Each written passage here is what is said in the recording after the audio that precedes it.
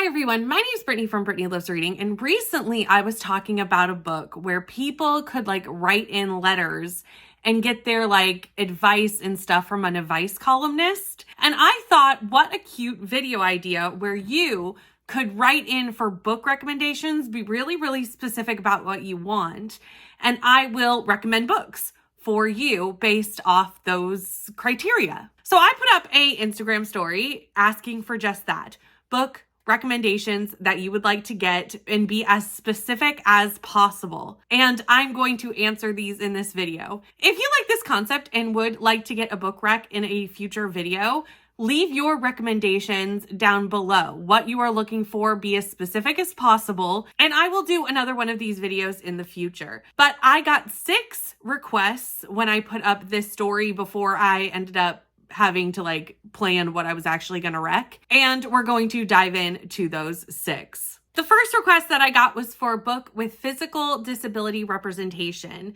So either deafness and in a wheelchair, those were the 2 examples that were given, but any physical disability rep that I could think of. I came up with 2 book options that I would love to talk about. So the first one was Next of Kin. This book is by Hannah Bonham Young, and I do believe that all of their books have physical disability representation. The one that I have read is Next of Kin, and in this book, we follow Chloe. Chloe is about 18 or 19 at the start of this book and finds out that her birth mother just gave birth to another baby and cannot take care of this baby. She could not take care of Chloe. She cannot take care of this baby. Chloe does submit an application to become the guardian of her sister, but is turned down because of age, financial reasons, etc. But CPS gives her the option to join a new program that they have called Team Up, where 2 people who are trying to take care of siblings or what have you move in together and use their resources together to take care of their siblings. Chloe and Warren team up, and we see them take care of their siblings. The baby for Chloe, and Warren is taking care of his teenage brother who is deaf. So this is where the deaf representation comes in. We see them form a little family, and eventually a romance does happen between Chloe and Warren. But if you would rather a fantasy recommendation, I had to add in God Killer by Hannah Kaner. God Killer has a ton of representation in it. It has our main character, Kissin, who has a prosthesis. So that's really interesting, seeing Kissin killing gods and doing so many strong things while also working around having a prosthesis. We have another character in a wheelchair. We have a deaf character in this book. We have sign language in this book. There is so much happening in this book for representation, and I had to mention it. Plus, God Killer is probably going to be one of my best books of the year.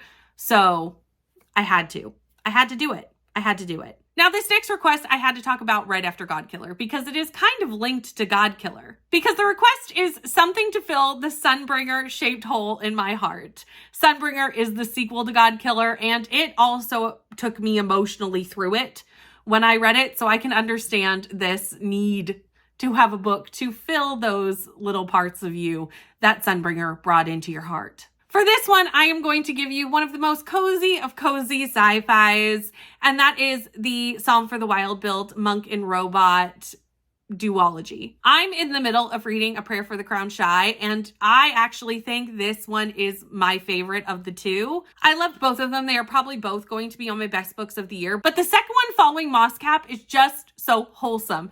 It just makes my heart grow 10 sizes and will probably do so as well to fill the emotional tragedy that Sunbringer took us through. Then we got a request for a cozy fantasy, and I will say I don't read a lot of cozy fantasy. I've only read a couple, but one that I did like was Witches of Moonshine Manor. I actually read this during TAR last year, so a perfect time to talk about it again now that I'm in the middle of TAR again. This book follows 5 octogenarian witches as a mob decides to come and try and tear down their manor.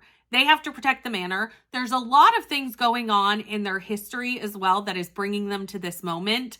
There's some mysteries. One of them is a ghost. She is not actually living any longer.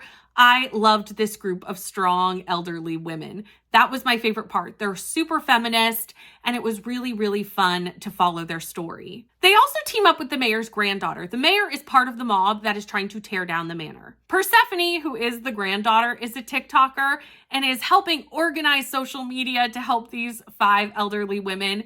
It's so fun to see them be kind of role models and help Persephone find her power that she already has a lot of, but to help influence her in a positive manner. Really loved this book. I gave it 4 stars and would definitely recommend this as a good cozy. This next request is one that's very close to my heart because I do love this setting in a book, and that is forests that feel alive. I love a super atmospheric setting and a magical forest setting, so let's talk about a couple that are in my top of those. The first one has to be Spells for Forgetting. I loved this book. This is set in a forest, but a small town on a very secluded island called Sorsha. And this island is magical. And every woman on the island can tap into the magic that their grandmothers have passed down to them. There is a murder that happened when our main characters were teenagers, and they've never really figured out who the murderer was. And we follow them now in the present timeline, sorting that out and figuring out what happens. The island is actually personified in this book, and it's absolutely fabulous and super atmospheric. If you want a YA recommendation in this way, we could go with Winterwood by Shane Earnshaw. I love Shane Earnshaw's writing. I find Shane Earnshaw is so atmospheric in their writing. This is definitely super YA, so keep that in mind. I did not find the mystery that hard to figure out, but the atmosphere is why I dove into this book and could not stop reading it until it was over. This book follows Nora and her family. They are witches that live near a boarding school, and they have a very special connection to the woods. They can go into the woods and find anything that has been lost and be able to bring it back out. One day while Nora is in the woods, she actually finds a lost boy, Oliver, who was lost from the boarding school.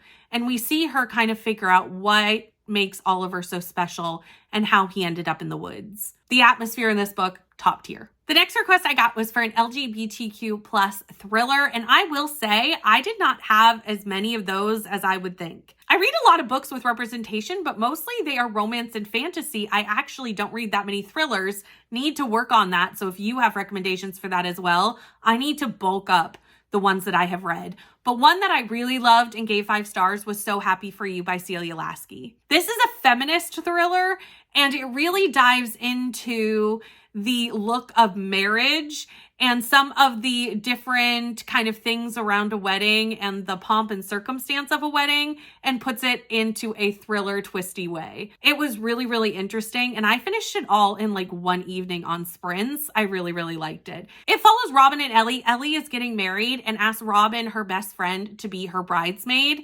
Robin does not believe in marriage and only decides to say yes because she loves Ellie very much. And we see them go down a hole of bridezillas, turn into twistiness. It's absolutely insane, and I loved it. The last request I got was for a beautifully written book, not just at the beginning or the end, but also in the middle. I think anyone who watches my book recs often knows that I really appreciate beautiful writing, not just the plot, but when the writing is done very, very well. Love lyrical writing. That's something that really speaks to me, and a lot of my favorite books definitely have that in it. One that immediately came to mind that maybe I haven't talked about a ton on this channel because I also read it fairly recently, last year, was Other Words for Home. This book is written in verse, which just adds to how special it is. It follows Jude and her mother as they have to leave Syria and come to America as immigrants. Half her family is still in Syria. Her father, her brothers, they don't get to come immediately over with them because it is hard for everyone to leave. And her mother and her move in with their uncle in America. And really, we see them coming from one country to another, having to make those adjustments, learning English, learning the customs, trying to keep connection to their culture while also trying to fit in at school. It's a beautiful, beautiful, beautiful story, and I highly recommend. But that's the last of the recommendations and requests that I have gotten. But if you would like me to do this in another video and would like to give me a rec, please put it down in the comments. Thank you so much for watching. Please like, comment, and subscribe, and I'll see you in the next one. Bye.